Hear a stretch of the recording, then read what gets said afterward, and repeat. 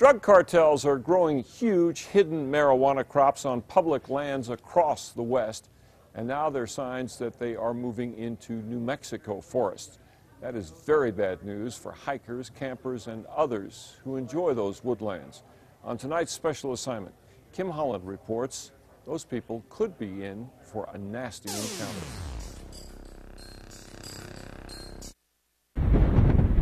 A multi-million-dollar business hidden on public land, and criminals will kill to protect it.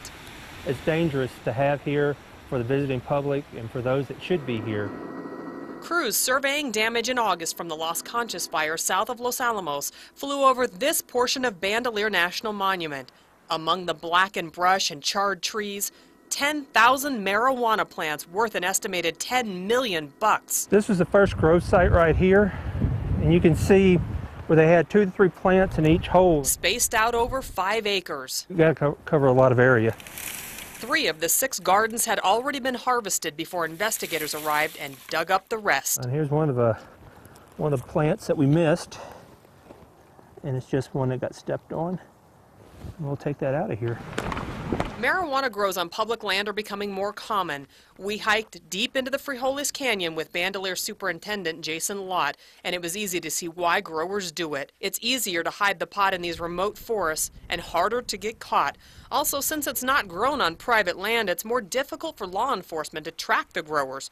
Plus, the government can't seize the property. At the larger grows, criminals often live on site. This shelter is complete with walls. The roof was tarped, and they slept on beds made of dried marijuana plants.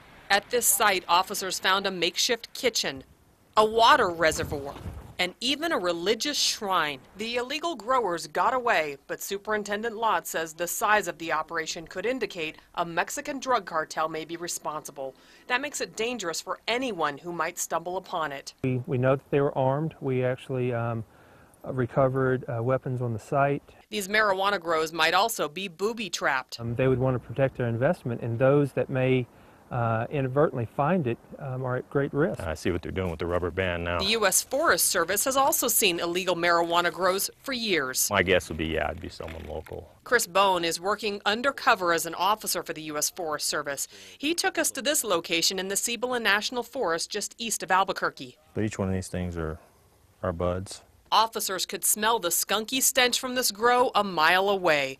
There are only 7 plants here, but that doesn't mean the threat to public safety is any less. Our biggest issue is somebody stumbles across it and maybe have a confrontation with the person who's actually growing it. Besides the danger, the marijuana growers are damaging public lands. They leave behind trash, some of it explosive. They siphon water from the streams and lakes using elaborate irrigation systems. They cut down trees, poach animals, and use who knows what on the soil. Using stuff like Decon, have other pesticides and herbicides that we found in here. The giant grow in Bandelier was an eye-opener to a lot of people who work on public lands. The Bandelier superintendent says monument officials plan to search for marijuana plantations on foot and by helicopter every summer from now on to make sure the rest of the public is safe. Kim Holland, KRQE News 13. Here's some proof that these grows are dangerous. A forest land manager in California was killed in August when he came across an illegal marijuana farm.